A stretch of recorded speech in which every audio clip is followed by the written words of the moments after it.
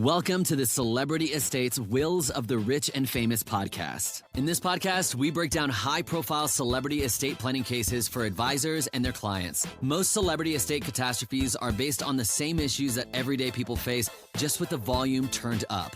Our goal is to identify and extract the individual estate planning issues that lie at the heart of each story. We then discuss what advisors should expect and how to avoid common pitfalls. Hosted by WealthManagement.com Senior Editor David Lenok. Hello, everyone, and welcome to the latest episode of WealthManagement.com's Celebrity Estates, Wills of the Rich and Famous. For anyone new to the podcast, in each installment, myself and a guest take on a different celebrity estate and attempt to extract some key lessons that planners can apply to their more traditional clients. The idea being that celebrity estate planning stories, although often ridiculous in their details, generally have at their cores very basic issues that can just as easily apply to non-famous or fabulously wealthy clients. To learn more about estate planning and how you can better serve your clients, visit wealthmanagement.com/trusts-estates. Our monthly journal features tax law updates, wealth planning, retirement strategies, and much more, written by thought leaders in the industry. That's wealthmanagement.com/trust-estates. Our guest today is Dr. Eric Schoenberg, a psychologist and economist who is one of the few people actually deeply exploring inherited wealth in academia. Eric was educated at Harvard, and he received an MBA from Wharton. He worked as a diplomat at the State Department and was even a partner in an investment bank. His experience there led him back to school at Columbia, where he got his PhD in psychology. He's taught at Columbia and Wharton and recently released a limited podcast series of 7 episodes called You Can't Take It With You, The Life and Afterlife of America's Greatest Fortune. It's quite good. Thanks for joining us, Dr. Schoenberg. Glad to be here. So Eric's podcast, which I encourage all of our listeners to check out, focuses largely on the families whose patriarchs amassed their great fortunes between roughly 1850 and 1940, give or take a decade. Some would call them the robber barons. Others consider that period a gilded age. Regardless, many of the largest fortunes in American history, some of which still persist to this day, were built during this time. So instead of focusing on a single individual, we're going to speak this episode more generally about the psychological meaning of money in the context of inherited wealth and where certain accepted economic maxims may fall short when applied to this specific area. But before we jump into that discussion, Eric, how did you first become interested in the topic of inherited wealth? Well, I suppose like the old joke, you could say that I became interested in inherited wealth the old-fashioned way by being born into it. Although in my particular case, the story is a little bit more complicated than that. So my father was an entrepreneur in the early technology industry. He didn't come from any background of wealth himself. His parents were New York City school teachers, but he became a programmer at IBM in 1957 and recognized quite early some of the opportunities that were going to be coming around the pike in that world. He started actually multiple businesses, and the second one was very successful. And so part of the answer to that story is, although I didn't grow up really thinking of myself as wealthy, by the time I reached college, I realized that my life trajectory was going to be somewhat different than most people. And that in point of fact, I didn't actually have to work for a living per se. Now, I've always done things my whole life. We can come back to that. As you noted, I started out as a diplomat. I've been a computer programmer. I was a partner in an investment bank. And that's the kickoff point for the second piece of my story, which is really, how did I get interested in this as an intellectual topic? Mm-hmm. Well, how did I come around to really studying the question of inherited wealth? And that answer actually begins in no small part with my experience as an investment banker. I became a partner in a firm focused on technology companies in the 1990s. And for those of the listeners who are old enough to remember that time period, it was a pretty crazy time in the marketplace with a lot of echoes today, of course. But that was the first big internet bubble, certainly not the first big bubble in financial markets. And I had an up and close view of what was going on. And I became fascinated by the psychological question of what people were thinking. I've always been sort of a, a more academic type. And, even as an investment banker trying to advise companies about, mergers and acquisitions, which is what I did on a day-to-day basis, I was always sort of trying to take a step back and think about the bigger meaning of what I was observing. And frankly, what I thought I was observing was some pretty weird behavior. And so I left investment banking. So again, the end of the bubble was an opportune time to leave the banking world. The opportunity cost was a lot lower. And I had become fascinated by the question of understanding what really is going on psychologically during a financial market bubble. So as you noted, I went to Columbia where I did a PhD in psychology, my dissertation, and my core research remains around that question. What are people thinking when they're making financial decisions, particularly in the context of financial market bubbles? But because I also had this other background, this personal experience, a lot of the psychology, and I am a psychologist, I consider myself proudly to be a social psychologist. I was reading a lot of interesting psychology that, had some interesting resonances to me in the world of family wealth. So just to pick one example, of course, psychology talks a lot about how important trust is, both in terms of, something we give to other people. I think humans have a pretty strong desire to trust other people. And of course, that opens up to exploitation, et cetera, et cetera. So, there's this vast psychological literature about when people trust and why they trust and how trust gets destroyed. But of course, if you come from a world of family wealth, the word trust has this very different meaning that's very important. It means Of this course. particular financial entity that people set up. And as I've joked for years, a trust is a very untrusting device when you stop and think about it. So I started thinking a lot more about the way psychology applied to this world of financial, of the wealthy and sort of the implications. And I slowly just sort of gravitated to questions such as, why do people want to accumulate billions upon billions of dollars? I mean, it seems so excessive, right? I mean, Elon Musk or Jeff Bezos could never spend the money that they've accumulated. I mean, it's just too much. So why do they do it? And that drew me to working on an academic paper about what is called in economics the bequest motive. Why do people leave money behind when they die? And, this is a pretty important question in economics because it tied to the whole question of why people save money in the first place. And so I have this paper that I'm still working on, looking at sort of a database of very rich people and asking, well, can we say anything about why they did it by looking at what they did with it when they passed on? Mhm. And finally, in a long-winded answer to your question, that's how I got to this podcast idea, which is I was looking at the history of what had happened to all these rich people in the past. And some of the stories I came across were so crazy that I decided I needed to share those, and I felt that a podcast was the right way to do it. The simplest way of thinking about it is I'm sort of doing the equivalent of what you do on your podcast, but I'm doing it about the 19th century, which allows me to look at a level of detail that's a little different than what you're looking at. And by the way, allows me to sort of address somewhat different questions because I can sort of see how things play out over a very long period of time. Yeah, I mean, in this podcast, we definitely we maybe have one generation post to look at a Yeah, lot of the times if we have that. Otherwise, we're doing some rampant speculation. But right, exactly. with someone who may have died in the 1850s, you have 10 generations to really see how this went, and on sort of that large of a time scale, how things break down and what works and what doesn't. Because stuff that obviously works across 2 generations out to 10, that's, I mean, A, it's just a huge number more people very likely involved. And B, just the timeline is crazy. I mean, just think what could happen in 100 years. It's unbelievable. And try to have a plan that accounts for that, made in 1850, and all of a sudden there's cell phones and stuff now. It's great. How could you?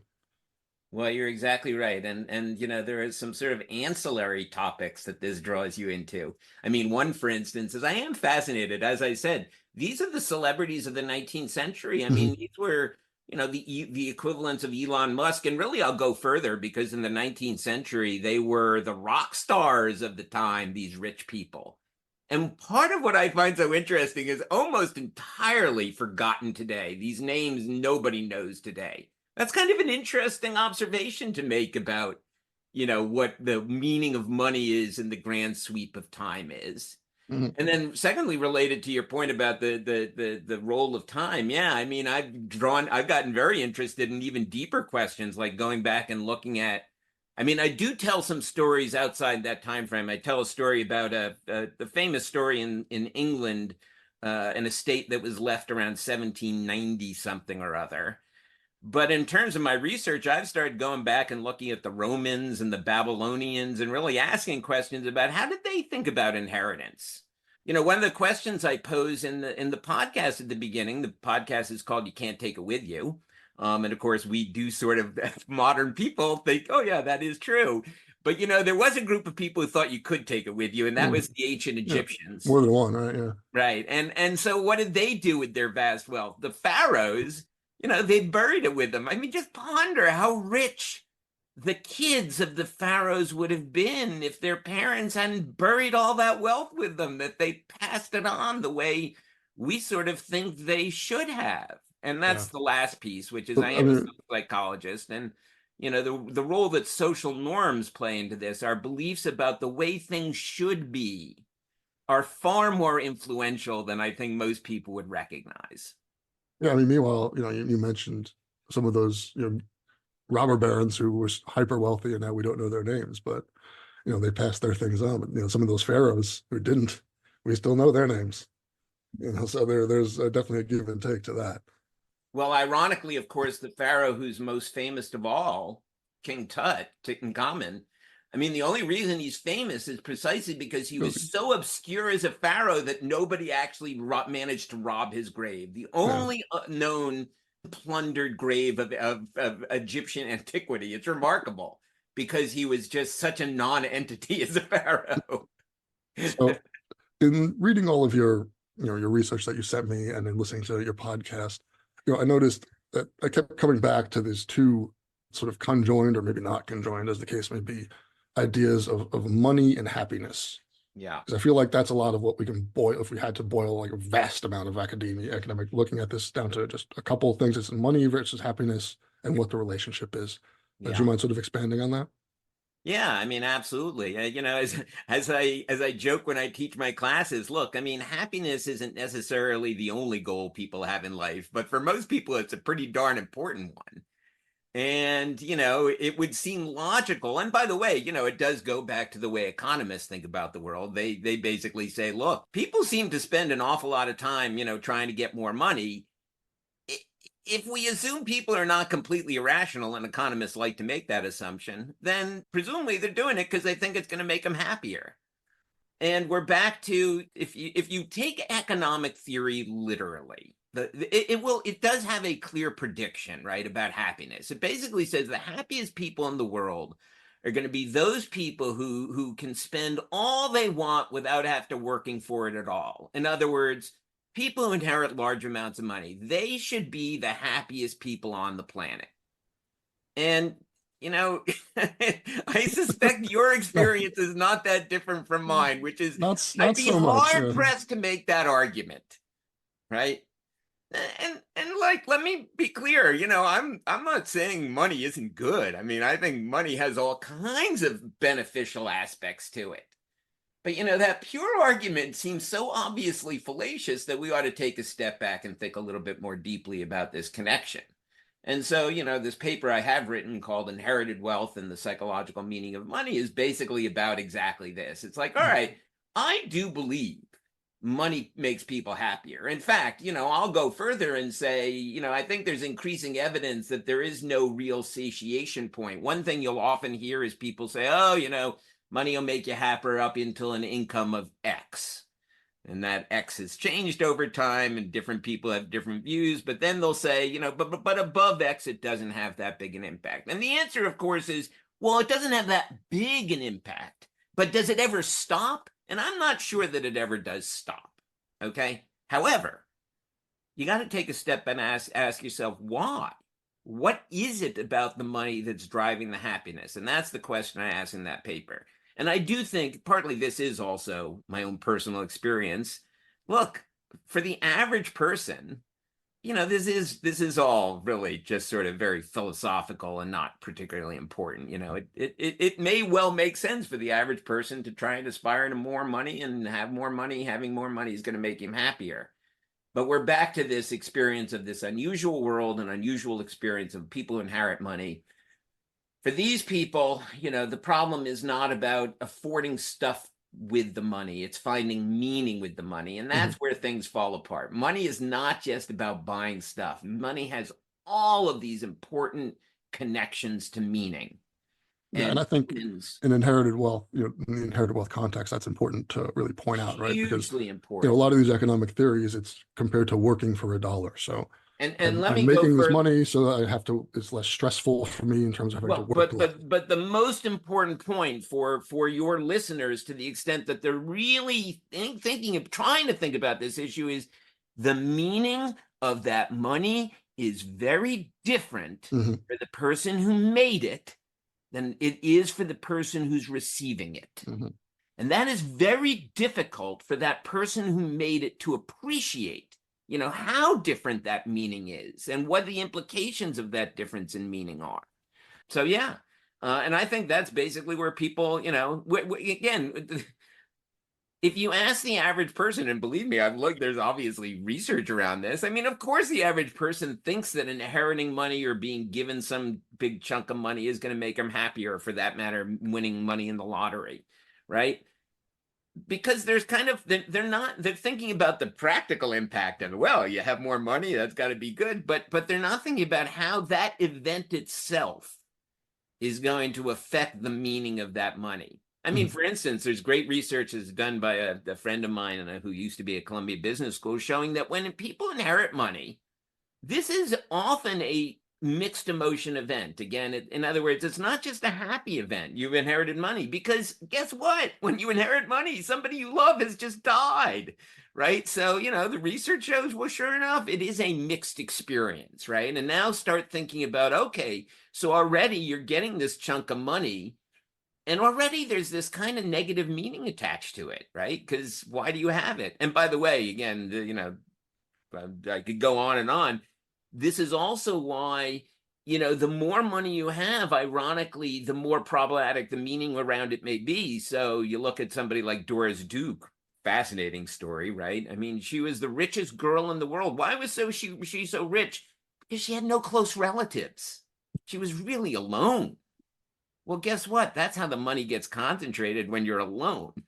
Yeah, I think people that to me is what I've become fascinated by, is the meaning that money carries. And we're back to, for very rich people, it also carries a different meaning than it carries to the average person. Yeah, it is sort of a way you measure yourself. A lot of the problem is people, in especially my industry, can sort of end up looking at money as a vacuum, right? And they don't sort of put enough thought into what comes with it or what went into it. Yes. So, and if they're working for money, you're physically exerting yourself, you're putting your blood, sweat, and tears in, or mentally exerting yourself somehow. It's stressful. But also there's some amount of dopamine and satisfaction out of a job well done. So there's a lot of other factors that come with that, knobs and bars that are going up and down in terms of like working for $1. Oh, and absolutely. The same thing is very true of inheriting the money, right? Where, okay, so you didn't put your blood, sweat, and tears into this. However, now we have to talk about expectations and legacy and all these other things that may have been sort of foisted on you, without really, your consent. You were just sort of born into it, right? You didn't really have a choice in the matter. And so, woe is me, I didn't have a choice in inheriting a huge fortune. But if we're just talking about how things affect people, you have to sort of take that, little tinge of jealousy out of it for now, to try to really sort of look at what's going on with these people. I was going to respond to something you said earlier, and now it's fled out of my head. But yes, I know what I was going to say, which is, you said it was like, well, there's some satisfaction in, turning the bone. No. There's a huge amount of satisfaction. And again, I could talk about the research about how people want to express agency, and, and again, we can talk about research and its positives and the negatives. Forget the research for a moment, because I've given talks to large numbers of wealthy both inheritors and generators of wealth. And when I'm talking to a group of successful entrepreneurs, and again, I need to be clear, by and large, I have a lot of respect for what these people have done. And I'm really asking them to sort of ask the same kind of thoughtful questions about what to do with it that they've obviously been expressing about how to build it up in the first place. And one of the things I start with is I'll say, okay, so, I'm talking to you here. You're at sort of the end of this process. You've got a lot of money, and many of these times these people are now enjoying it. I said, what made you happiest? Are you happiest now that you're spending this money and enjoying it? Or were you happier when you were building your business? And I would say 80%, but it's probably more like 90% of the hands go up on building the business. And again, any entrepreneur who's listening to me, yes, of course, there's a huge amount of pain and heartache in being an entrepreneur, but the highs are pretty damn high too. And so, anybody listening to me, you go, oh, yeah. And so then I immediately go, okay, so why do you want to deny that to your children, right? Why do you want to deny them, the opportunity? Now, at some level, that's not even the right question at this point because it's already been done. But it does start that conversation about, well, what is the money really good for, right? If the money, if what's making me happy is not, essentially what I'm saying is, look, what's making you happy is, spending it, I'm sure gives you some happiness, but really what's making you happy is the fact that you feel you earned this money. You have every right to this money, and that whatever you choose to do with it is like a positive because it's your choice, right? And I'm just asking you to consider exactly the question you're asking is like, oh God, nobody says what a horrible thing I've done to my kids to make all this money. And not only did it feel good, right, but also society in I'm kind general of is saying, gonna I have a don't know, higher maybe view it of money is. earned, right? Maybe it is maybe it is a curse. I mean, think about it, just ponder it for a moment. It's certainly possible. Here, David, my other, I have a bunch of aphorisms about this, and I do feel like giving small amounts of money to kids, and in the world we're talking about, that's open to debate. Air quotes, yeah. Yeah, tens of millions, maybe even hundreds of millions, I don't know. But that's, to me, that's equivalent to putting leverage on a business. Right? If you're in the business world, right? And I do have a business background, leverage doesn't change the underlying nature of the business, but what it does is it makes a good business really good and it makes a bad business really bad. Well, again, in my experience of people who've inherited money, some of them are the most well-adjusted, successful people I've ever encountered, right? Because they took this money and they knew what to do with it and they used it effectively, and that's positive leverage. But there's nothing more spectacular than the implosion of somebody, who has got problems and now has money to feed those problems. Just as an aside, I am drawn to the black sheep of the various stories that I tell. And I do have two favorite black sheep, but one of them is this guy, Wild Bill Waitman. So his great grandfather was called the Quinine King. And the problem is this kid comes into money at an early age. He is a real danger to himself, and he's going to end up, I tell the whole saga in my podcast about the Waitman family, but he's going to end up living the last 30 years of his life in a state institution in Pennsylvania because of incurable insanity due to alcoholism. That's the kind of spectacular implosion that you need a certain amount of money to have. The dangers of giving someone named Wild Bill all the malaria. That's how he becomes Wild Bill Waitman. Should have seen that one coming. He would be so delightful if he wasn't so sad, because he's a multiple bigamist who ends up trying to shoot himself and failing. But yeah. And I think the point of this podcast, and I think that what you're trying to get at also, is that like this ridiculous man was made this way by things that are by very simple factors, right? The stuff that can actually be informative to take a look at. Like it's not just that this was, we gave it to the wrong Wild Bill crazy guy, like I just said. But I go back to the expectations and all these pressures. This leverage is what made him that way, and it just happened to break this person. Yeah, and I know you did. I don't know whether there was an interview with her, but Joni Bronfman. What was it about? Oh, no, you did one about Claire Bronfman, because Joni Bronfman is a member of that family who is also a PhD in, I believe, social work. She wrote a great dissertation, which I believe is now being actually published and available. Before it was sort of samizdat. You had to know someone to get a copy. But part of the point she makes in this paper is, look, some of these things we associate with wealth, some of these dysfunctional behaviors, there may be things that go along with wealth. So, for instance, in the case of Wild Bill Waitman, I mean, he's got a sad story. He becomes, I'm trying to remember exactly, his father dies when he's very young, when he's a young boy, and becomes a tussle. Now, that the problems of the family are exacerbated by there being a fight over money. But look, life is hard, and people have difficulty under any circumstances. And by the way, we're back to, I'm hopeful that your listeners are not just people with money, because these issues are the same for, all through the economic spectrum, right? Exactly. It's just that the money sort of magnifies what goes on in the story. And obviously it does, to a certain extent, draw our attention. Yeah, I think you mentioned bequest motive, like way back at the start Yeah. of our conversation. I think that's a really interesting concept that not a lot of people have heard of, and I hadn't really explored it until I came into your podcast and your writing. But the sort of the idea that there's really not a lot of thought given to the happiness of the recipient of the wealth. Like there's mostly other things driving it, and the happiness is kind of just like implied in the money. Well, I mean, the underlying again, we'll get drawn into academic economics, which I'm not sure we really want to do.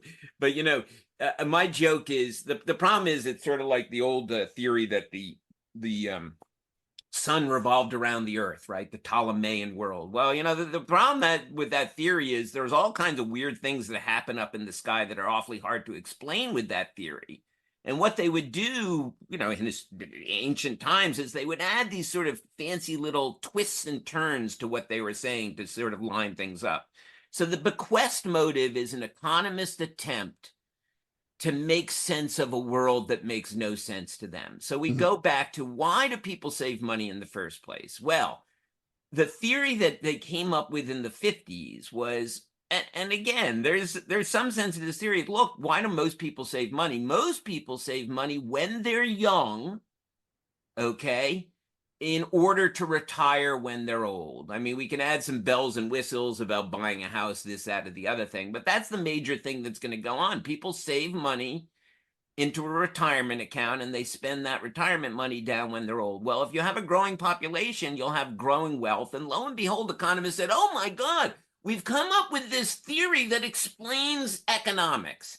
And then somebody says, oh, but wait a second, that theory assumes that people are going to spend their money down when they die. What about these people who don't spend money down when they die? And by the way, that's a lot of people. And it happens to be, in particular, these very rich people. Now is where well, they must have a reason they did it.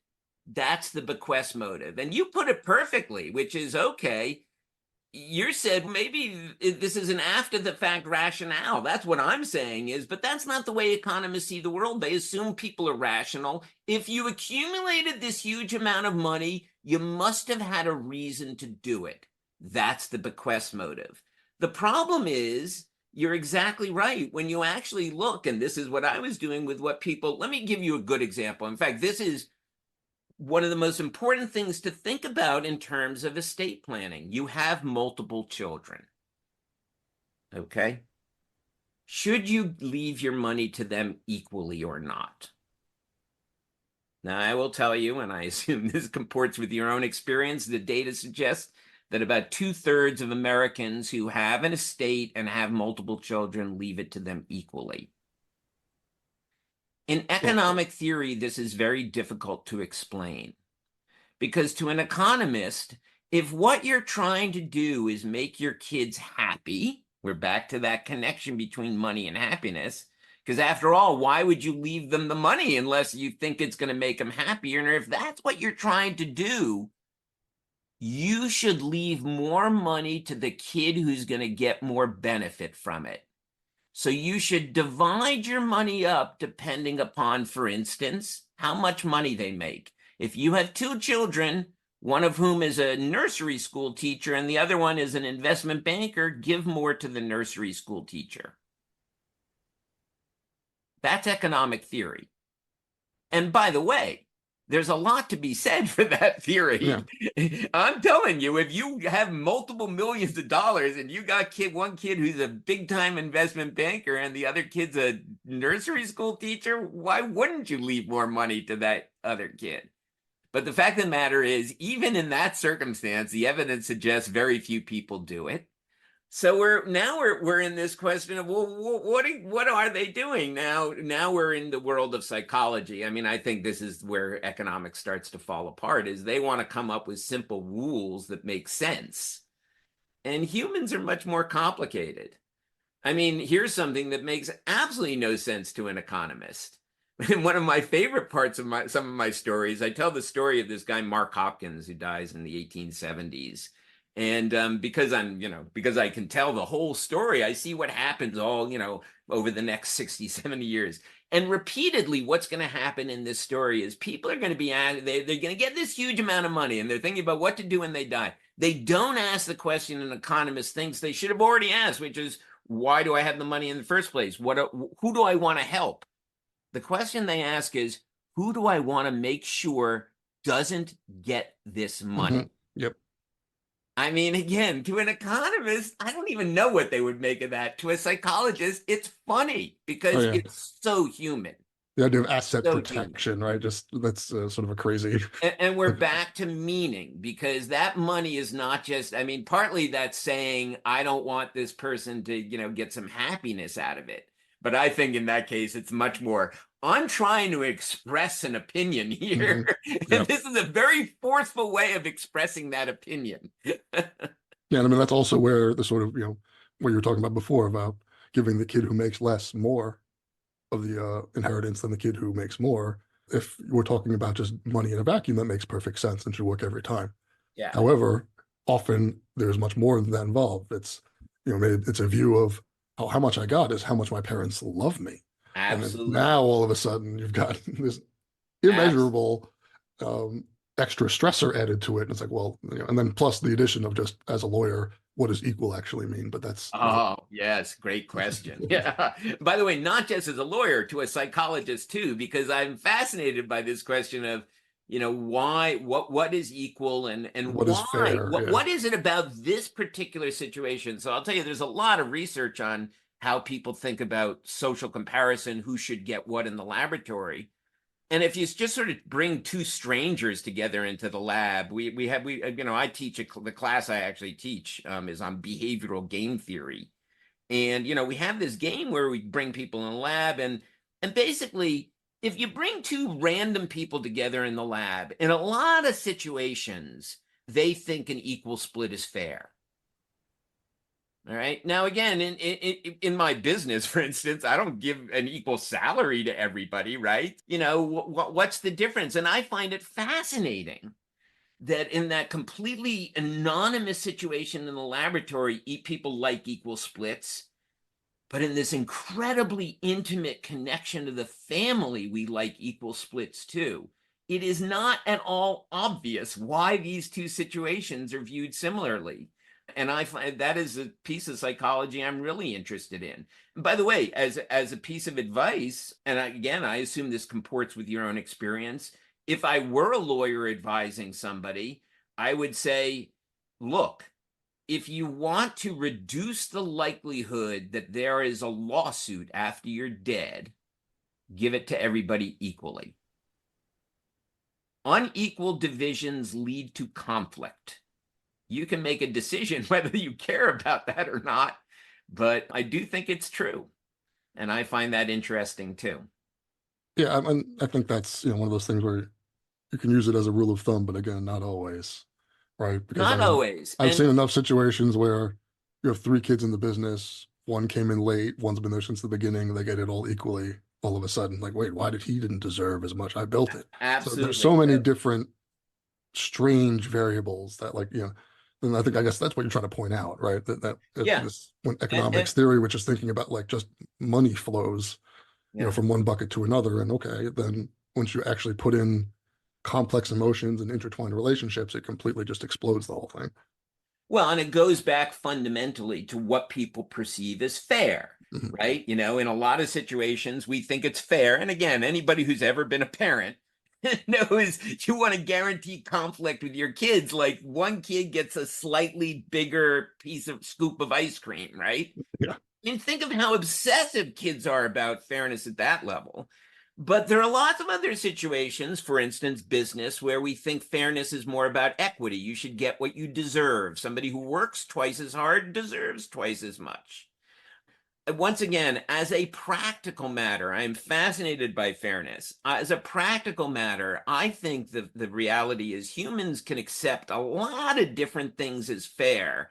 And where most people go wrong, where most parents, where most people making estate plans go wrong, is not in whatever their choice of what they think is fair, because that's implicitly what they're doing, is in communicating why Yes. that is what they think is fair and having that conversation with the family, because these are hard conversations, often. But I think kids will, in fact, accept a lot of variations if they understand why. I mean, they have to buy into it at some level, but you gave a perfect example, right? I mean, people who get into the business earlier deserve more. Although, again, in a historic perspective, one of the interesting families was the Guggenheims. I don't know if you've ever talked about the Guggenheim family, but there's a famous story told about the Guggenheim family. So the progenitor was, I think it was Simon. I can never remember all these names right. But so he had, I believe, 8 children. Maybe 6 of them were sons, something like that. And he decreed that they would all get equal shares in the family business, even though there was quite a wide range in ages, which meant that some of them had been in the business a lot longer. And his argument was sort of an intergenerational. Well, you're going to retire earlier. They're the ones that are going to be working later, and all I will say is in that family, there were definitely conflicts that came out of that family, but they did better than most. Because I think that's part of what you mentioned, right? That there was at least a stated rationale. There Like that was a goes, it stated goes rationale. such Yeah. a long way. And I always joke that this podcast should just be called the communication podcast because it's Great. kind of every Love it. topic comes back to it. Yep. Where like even your example of the older and younger brother get different sized ice creams, Yep. right? Where it's like, okay, well, if you just let that sit, well, then now it can fester and your mind can go, if you're the younger brother who got the smaller ice cream, now your mind can go crazy over all the potential myriad, infinite reasons Yep. why he could have gotten a bigger ice cream than you. Yep. And mind can conjure anything. You know what I Yep. mean? Yep. However, if the parents simply sit down, he's physically larger, he eats more. Yep. That's you're little, you Well, can't eat that. again, You're not it, gonna it you're not runs. gonna finish it. You can't eat that much. You can accept or deny whether you're happy about that explanation. But Yeah. at least it's an explanation that eliminates all the infinite possibility that you could have potentially gone soaring into. And I think that's one of the things on this podcast we always talk about is communicating these things while someone is alive. Because Yes. trying to interpret the mysterious thoughts of a dead person who's not there to explain them themselves, even if they've tried to explain them in text, Yeah. which is not as effective as one would hope, Yeah. is there's just the possibilities become infinite and people can spiral out into what looks crazy, but if you were there with them from the start, they got there in a not crazy way. Like Yeah. it took steps and steps and steps of things not being explained, and they make logical connections until they reach a completely illogical conclusion. Well, I think you're exactly right. I think communication is the core. I will say it does remind me of Warren Buffett's line about, I think this is a Warren Buffett line about investing, that at the end of the day, investing is simple, but that doesn't make it easy, right? The idea that, oh, yes, you should communicate clearly what it is you're doing and why you're doing. It's a very simple idea. But I do want to tie it to something. Part of the reason it is not easy is because what you're really doing again is communicating about meaning, right? You may think you're talking about the money, but we're really talking about what the meaning of the money is. So, for example, let me just again, a lot of wealthy families, are connected to a particular business, and the Guggenheims were a good example. Actually, I'm not going to get into the whole complex story, but so It's logical. If the meaning of the money is connected to that business, then it's logical that the distribution of the money should be also connected to the distribution of contributions to the business. Then again, we're back to, well, what was the money for? I mean, and look, there are some cases, I tell some stories of people who effectively give all their money away. I mean, that's an interesting thing to have a conversation with your kid about. But again, if the meaning of the money, and by the way, Chuck Feeney, who just passed away, I mean, I'm endlessly, there's a lot of stories. I mean, that's the family I would really love to hear a conversation with, because as far as I can tell, his family, accepted his meaning, And when everybody buys into what this thing is about, I mean, look, and we're back to, in the grand scheme of things, how many people can hold on to money. When I'm talking about grand scheme of things, I'm looking at rich Romans. How many descendant of rich Roman, senators are there today? In 2,000 years, money is, of course, going to be filtered away.